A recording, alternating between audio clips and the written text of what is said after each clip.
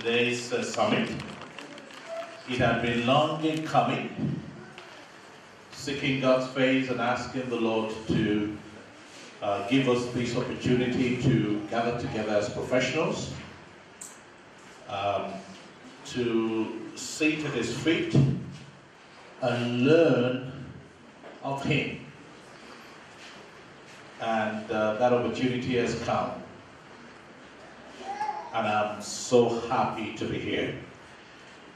When Godfrey told me those who are going to be here, I said, these same fathers again, they will never get tired. They will keep coming up, they will keep showing up at events like this, helping young visions to develop and grow. And it's such a challenge to those of us who are coming behind, because I still see myself as coming behind, so that we also can learn and grow. And when we are advanced in age, we won't be able to talk about the twilight of our days. We're going to still be foot soldiers, still on the field, doing the things that God has asked us to do. I have asked the Lord to please prolong my life so that at 80s and 90s, I will still be doing mission work. And I believe that is His will for all of us. I still want to see if they can get me hooked up. If they can, it will make it easier, and you'll be able to see the things that I'm talking about within a short time on the screen. But whether they're able to do that or not, we'll move on.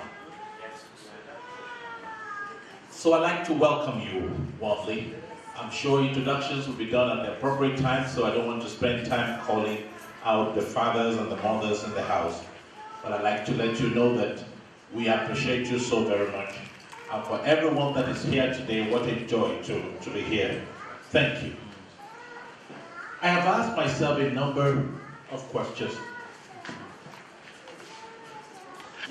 to go on into the charge.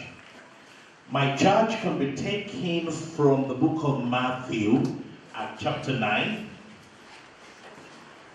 And I'm going to read from verse 35. Then Jesus went about all the cities and villages, teaching in their synagogues, preaching the gospel of the kingdom, and healing every sickness and every disease among the people. But when He saw the multitudes, He was moved with compassion for them, because they were weary and scattered like sheep having no shepherd. Then He said to His disciples, the harvest truly is plentiful, but the laborers are few. Therefore, pray the Lord of the harvest to send out laborers into His harvest. Awesome. This is a passage of the scriptures that speaks very effectively into this conference, to this summit today. It has the question, what are you seeing? What am I seeing? When we see people in trouble, we are likely to look at it from the physical point of view and wonder what is responsible. As Nigerians, we are known as people who can diagnose problems, not necessarily people who can solve them. Our eyes are wide open to see the deviations from the ideals, but our feet and our hands are so rusty that they will not go to work and change the situation. Yeah, you did it. Thank you.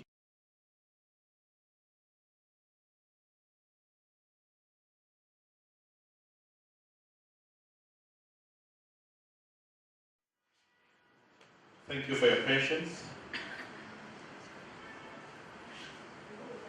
So the question we need to ask ourselves is, what are we seeing?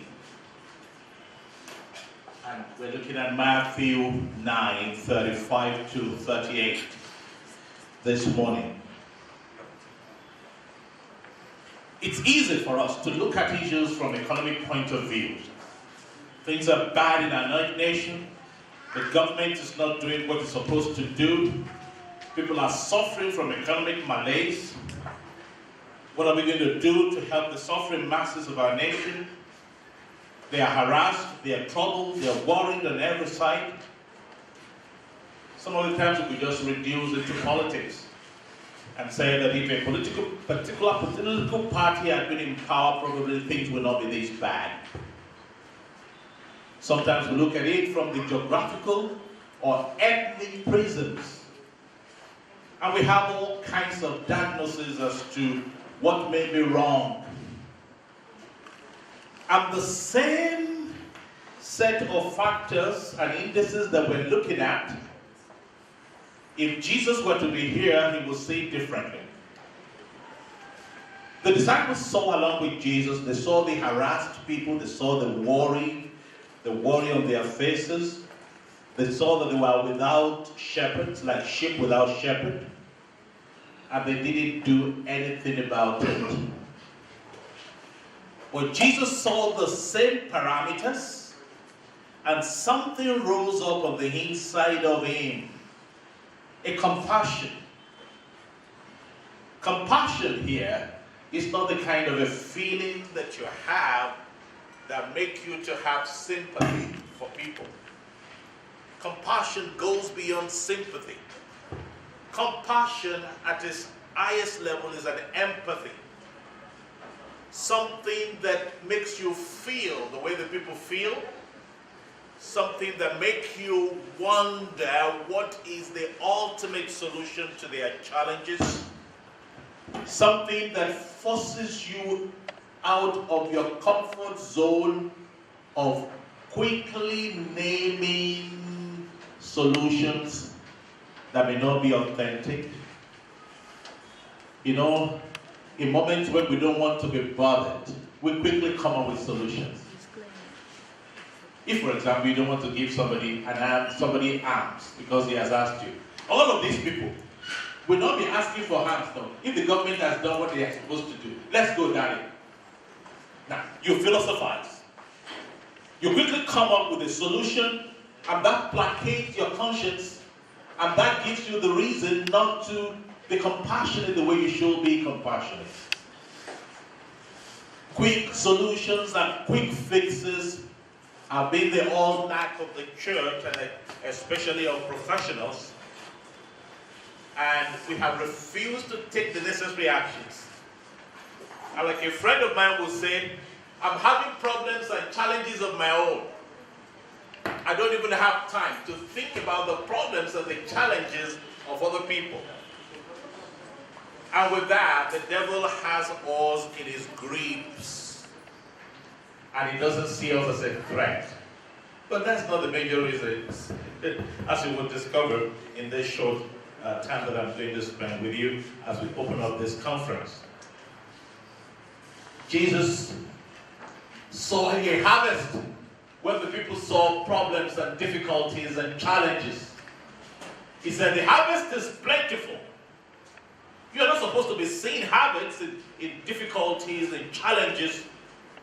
You are supposed to ask for ashes and sackcloth and join the people in celebrating their sadness. No, maybe in mourning their sadness. I know the religious piety, they just want us to say, oh my God, oh, what a problem, what a difficulty. My wife and I were in that kind of a quagmire in 1994, 1 year after Abiola's election that was not upheld. And we were holed in our houses like so many others across the nation, and we couldn't go out. But somehow, the Lord made me to come across a lot of money at that time, so I had so much change in my pocket. And the thing lasted for over a week, and I became the cashier and the banker for a lot of our friends, helping them out, distributing money as Lord will help me. And then at some point, I was asked the question that you must be asked today. Is that all you're seeing? Challenges and difficulties, but which have become normal to the point that we have become numb to them. We have accepted them. What can you do? On that particular day, I took my pen and paper, and Helion College and Leadership Academy was born. To fill the void between the leadership vacuum in the government, in business, even in church, so that we can catch the young ones early and we can change the course of their lives. About 4 years ago, about hundreds of those graduates gathered together from across the world where they are serving just after 8 years of being in business. And I wept as I saw these young people making decisions of their own now and bringing about change in their community. And that change goes on and on and on and on. That is God's kind of compassion, the one that moves us to do something, to take action, definite steps, to make the changes. This also happened to me several years ago, when I discovered that as a businessman, I needed to decide where my money would go. And all of a sudden, I find myself not sponsoring the things that I used to sponsor before, and my funds were diverted to strategic areas where I will be able to see divine results. Up to today, I'm still being invited to those traditional places to give money, and I know when to bow out of the meeting without giving, because God has changed. God has given me new strategies as to what to do. And so I began to build lives, offering scholarships to poor, indigent people, and helping them to be able to get focused on the Lord Jesus and in the process become important people in the society. Some of us will not have names. We will not be celebrated. We will not be in the newspapers. We will not be on television. We will not be behind the microphone. You will not even have opportunity like me here to hold microphone, but you are making the difference, impacting lives and reshaping our nation. This nation can only be saved one person at a time. And if each of us, called by the name of the Lord, decides to live through to our creed, we will be amazed at the level of impact we're going to have. Jesus saw the harvest. He said, not even the harvest, he said it is plentiful, plentiful. And he said, well, laborers are few. That's the challenge. Laborers are few because the laborers do not see themselves as laborers. They see themselves as doctors. They see themselves as philosophers. They see themselves as engineers. They see themselves as teachers. And they don't see themselves as laborers. So they are few and in between. And that's tough. Children, hundreds of them pass through a teacher, and the teacher doesn't have a single impact on their lives. And he says, oh, I want to go into the ministry. Lord, call me to the ministry. And ministry is passing him by.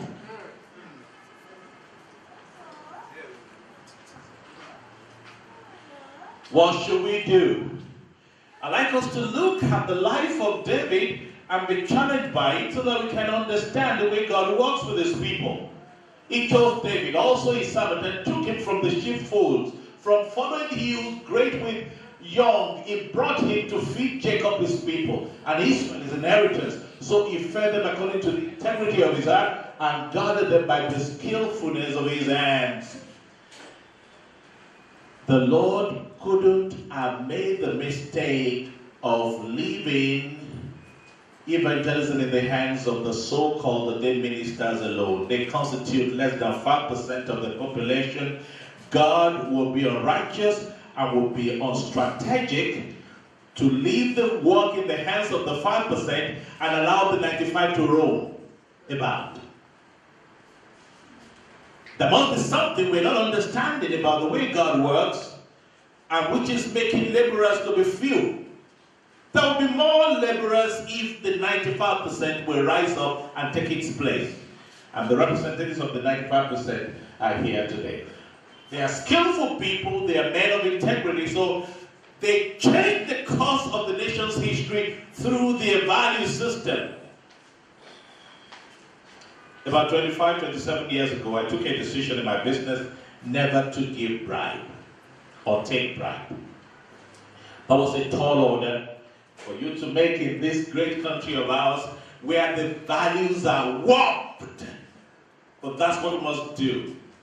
As I discussed this with my wife, we knew that may mean years without much money, because it was tough.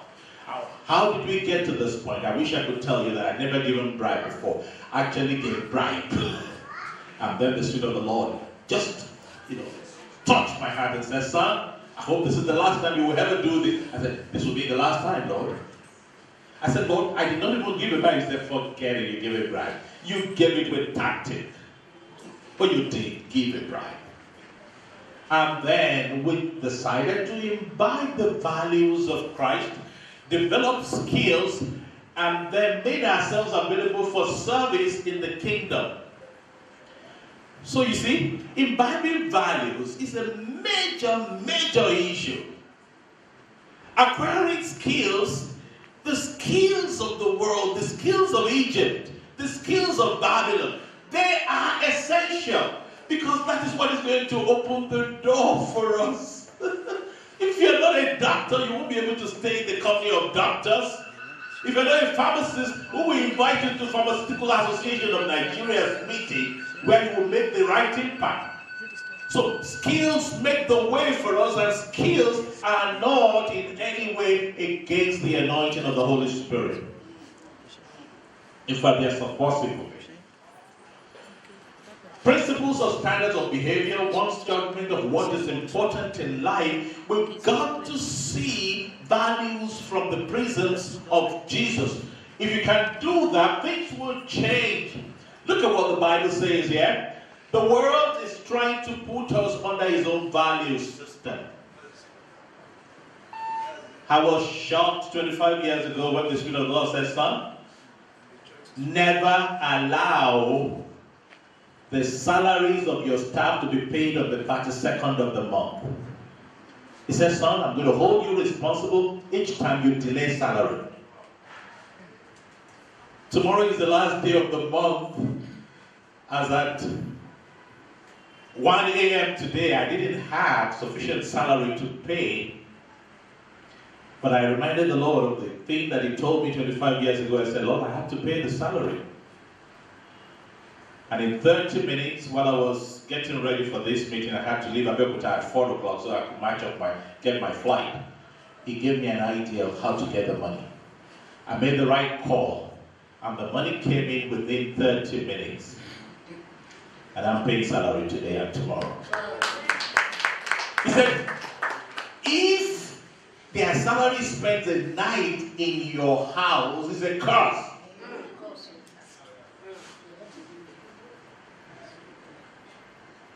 So, as a managing director of a company, you can go to Europe and spend big money while your staff have not been paid.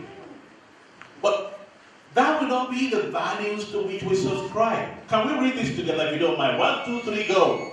Don't let the world around you squeeze you into its own mold, but let God remold your minds from within, so that you may prove in practice that the plan of God for you is good, meets all of His demands, and moves towards the goal of true maturity. God doesn't want us to be biased by their value system. It's tough. They lie to protect their business, to protect their integrity. We don't have any integrity other than the integrity of the Lord. They bribe their way through. In Ogun State, a friend quickly took a customary look of Christian schools, and he said, of all the Christian schools in this state, there are only 3 that are Christian schools. Because all the others help students to pass the exam. There are parents who took their students away from us because we are not miracle centers. So the choice is yours. What do you want to do? Which values do you subscribe to? Is it going to be the values of the world or the values of Jesus? And then we have to be able to say, yes, Lord. One of that I say, I don't know. Jesus said, I can on my own do nothing. As I hear, I judge. So our judgment must be just because it is not based on our own parameters, but on the parameters of the word of truth. And that's what he wants us to do. That's why laborers are few. That's the reason why. Because they are in the marketplace. They are there in the boardroom. They are there as electrical engineers. They are there as sweepers of the streets. They are there as cooks in hotels. They are there as washermen and women. What Jesus Christ is saying to us is that when we sense something, we do. That's what the world people do. What's the sense? I need something. I quickly know how to get it. But Jesus is saying, no, that's the carnal mind. For us, you have to judge. And you have to judge according to my will. And when you do that, you will be developing your spiritual mind and become the kind of person that God wants you to be. These are the people we need in the marketplace. They are not the people to fund the gospel. They have the words to preach the gospel. For several years, they have only called us as funders of the gospel, and they have given us bad names. So they make us chairman of building committee. They make us chairman of fundraising. They demean us. They said we can't preach. That's what they said about you. That your life cannot even preach. And you accepted it. That the only thing you could do is to be chairman of the building committee. So when the prayer meeting is done, you will not be there. When they are doing vigil, you will not be there. Because you are there making money. Because you don't see all of these are part and parcel of your calling.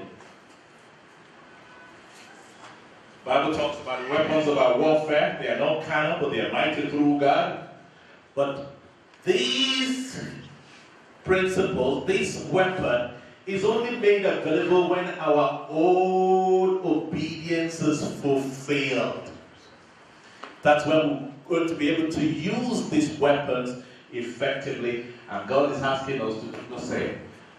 And that means we're going to go victorious, trusting the Lord, that in the marketplace, which is a place that is really difficult because the powers that be are in control. The God of this world is taking control in pharmacy, in medicine, in military, in every area, of human endeavor. And so you and I are going there to rub shoulders with these people, and we've got to do it with the power of the Lord and be victorious. And we've been assured of that victory because God leads us from place to place. In one perpetual victory parade, through us, it brings knowledge of Christ everywhere we go. People breathe in exquisite fragrance. Do you know, I read this scripture several years ago, and I was into communication, and I wanted to record a program somewhere. As I entered the place, I became so confident that God has called me into this, and that there will be victory there. I smiled into that place. Oh, my smile vanished after 5 minutes. Because we were talking about the ministers of God that messed up, that had not done things well, and so on and so forth. And at some point, I just wanted to hide. And then the Lord reminded me of this verse again. And I said, Lord, I have to have a victorious one here. And I raised up my hand. It was stupid to do so because the big names in the industry, they knew the only one, Nollywood that were just coming up at that time. They were there. I said, excuse me, can I say something? They said, yes, please say it. I said, I have heard of all that you have said, and they may be true. I just want to let you know that I've been married for 15 years. I'd only been married for 15 years then. I'm now married for about 28 years. I said I've been married for 15 years, and since then I've never discovered the underskirt of another girl. I'm not saying it is easy to do, but I just want to let you know that God has helped me to do that. That's my story. You can continue your discussion. And I said, do you know? They stopped. Yes. And two of them came to me after. I said, how did you do it? God is looking for men and women who will bring to bear in the marketplace where it matters more his own value. That is where victory is. Victory is not hitting the new $1 billion. I was telling a group of young people who came to my house yesterday, I said, I do not have many of my colleagues as friends anymore. Because when we meet, we are only talking about how many houses have you built now? Where are your children? Or are they in Europe or America? And we're just grandstanding. And I love those young people because they challenge me. Two of them challenged me to write 4 books, which I've just finished in celebration of my 60th. And those guys will not take anything. You know, 40, one of them were 40, the other one 45. And they keep saying, oh, cool, we are looking forward to the book. We are praying for you. My colleagues won't do that. You just want to wonder whether you've painted your house or not. Whether you've bought property in Lekki now. There is victory that is greater than the victory we are talking about. The lives that are being transformed, the hopes that are being revived. One of man's greatest challenges is not realizing how powerful he is, because the greater one lives on the inside of us. Skills. We have taken this for granted, thinking that the skills is only for us to make money, and it is not true. The skills is to open the door for us and keep us in the room where the real people are, where the authentic people are. So I'm a professor, and that gives me entrance into the classroom to teach. I wanted to go to India the other day, and ostensibly to preach, and the guy said, sorry, we have to wait for the Ministry of Religious Affairs to send you a formal letter. It might take about 6-7 months. I said, who told you I was going to preach? I thought you said so. No, I said speaking, public speaking. I'm going to speak in public. He said, give me a proof. I brought out my card. He's a public speaker and trader. He said, you should have said that. I said, well, that's what I've just said now. He said, well, but instead of $50 for your visa fee, it's going to be $200. I said, come on, I'm ready to pay that. And that was how I gained access. It opened the door and keeps us in the room so that we can be able to influence. God forbid that anybody will see skills as only a source to meal ticket. It goes beyond that. So we've got to have purpose for it. We've got to be passionate about it. We're going to persevere until the Lord develops in us those skills that will matter. A friend of mine, a former minister of Agric in this country, has just won another award after awards. I mean, he's the chairman of ADB, African Development Bank. He just won the World Food Prize for 2017. Accreditation just keeps moving from one level to another, just keep growing, and it stands tall. The other time at the meeting of the group of 8, the industrialized nation, he was there. He held Donald Trump like this, speaking something into his ears. It was skill that gave him the right to be able to do that. Nothing else would have done. Anointing will not do it. Anointing has its place. But skills opens the door and keeps us in the room. And of course, what is skills if it's not meant for service? For us to be able to not be slothful in business, but serving the Lord, fervent in the Spirit. For David, after he has served his own generation by the will of God, he fell on asleep. We are supposed to serve our own generation and impact their lives and make the difference.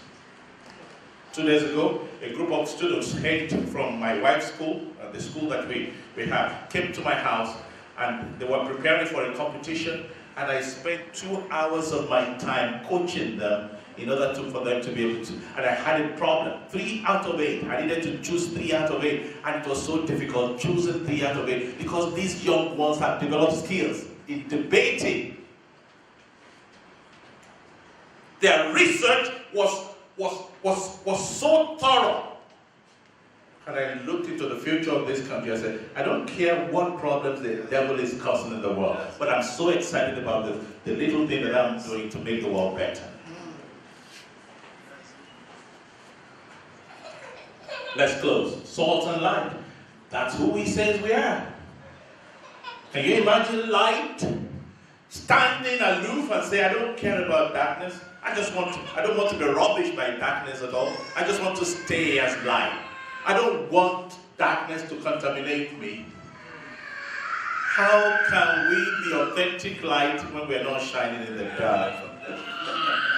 You don't know the value of light until you see it in operation in the dark. And nobody cares who you are when you have the light. Have you ever been in a position that there's power outage and you hold a torchlight and somebody said, I don't like your religion. As a result, I'm not going to be under the influence of that light.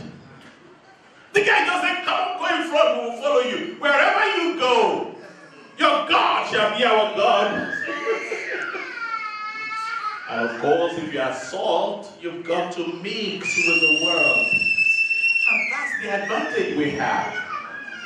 Pastors and ministers don't mix with the world like we do. We are the ones who mix. They see us hunger at first. They see the way we handle issues. I remember a man who saw me in my community and discovered that my economy was going down.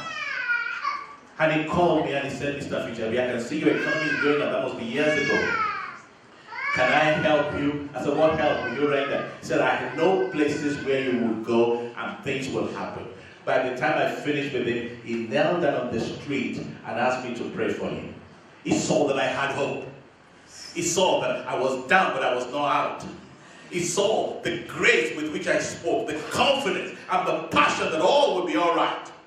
He saw that I said that the cloud will not for long possess the sky. There will be rain.